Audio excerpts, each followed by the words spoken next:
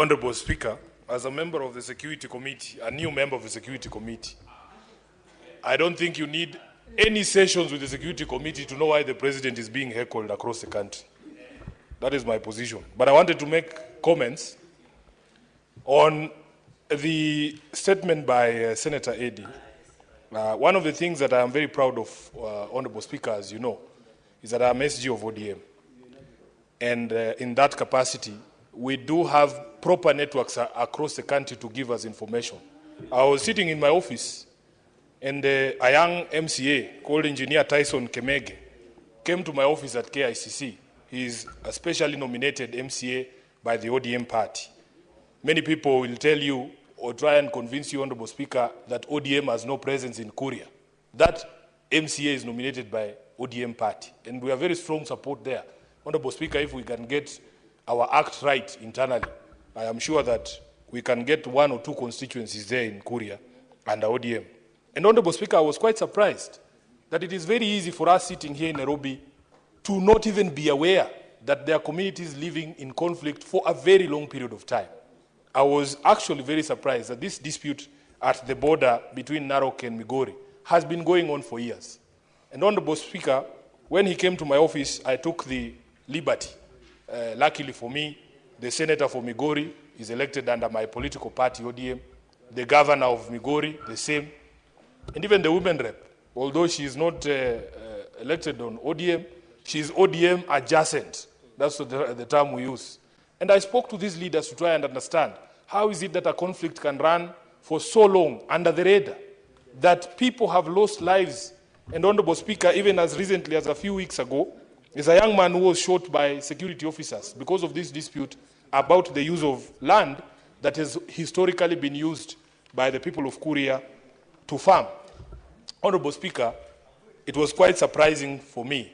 And I remember assuring the Honorable Kemege that I would speak to the leadership there. I spoke to Governor Ochilo Ayako. I spoke to the Senator Eddy. He had promised to bring a petition, but I am happy that after we spoke with Eddy, he has found a faster route that will not enlabor the people of Kuria there, because they have a senator here who actually takes his work very seriously, Honorable Speaker. These people, because of the conflict down there, we were informed by Senator Eddy that in fact they have not been able to farm on their land for almost 3 seasons now. And it is quite surprising that a conflict can just fly under the radar when lives are being lost for such a long period of time.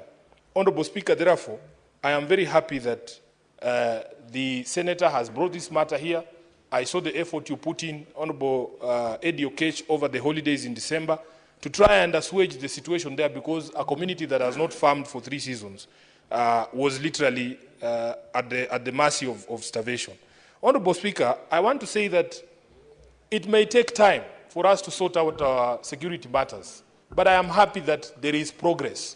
Just this afternoon, the Office of the Director of Public Prosecutions announced that 13 police officers and 1 officer from the NIS had actually been arraigned before a Kiambu court, charged with the abduction and murder of 2 Indian nationals and 1 Kenyan in July of 2022.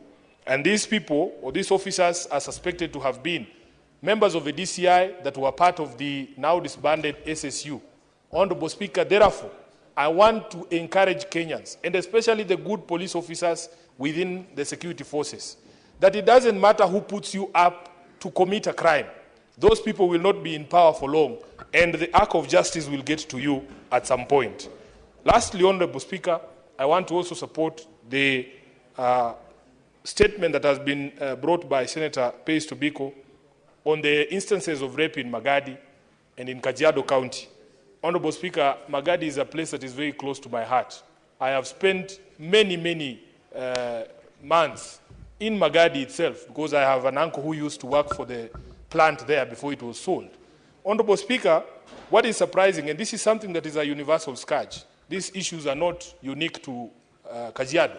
I was sitting with a team of firefighters from Nairobi today, Honorable Speaker, and would you believe it, there was a complaint raised by one of the female firefighters that because of the nature of the dire situation in which the department is, there is no security at our fire stations.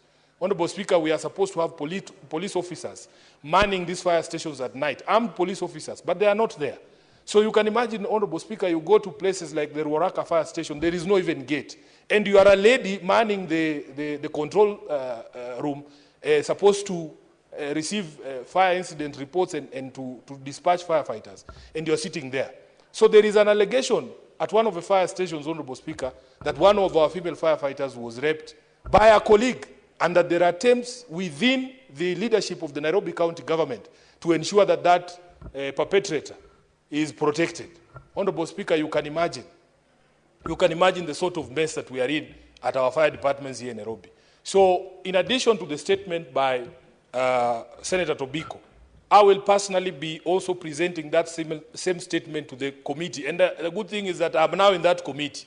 There will be no cover-up of that heinous crime here in Nairobi.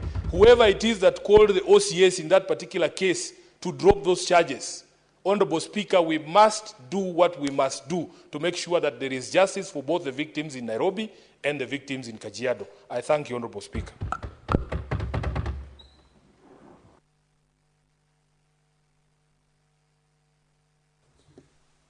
There is a matter I want to dispense with it, then we can divert to comments. Today I'm a bit easy. I want to give as many members as possible to give comments. But let me first. I want to give, we had an issue with the Senator Mtata on the issue of substantiation. And he has approached me that the link he gave yesterday, the URL link is here. But he cannot confirm whether it is the actual one because he doesn't have his computer with him now, his laptop. So, Senator Omtata, next sitting, you confirm whether this is the actual link which now the Secretariat can be able to access and see whether it is the actual information that you are supposed to provide.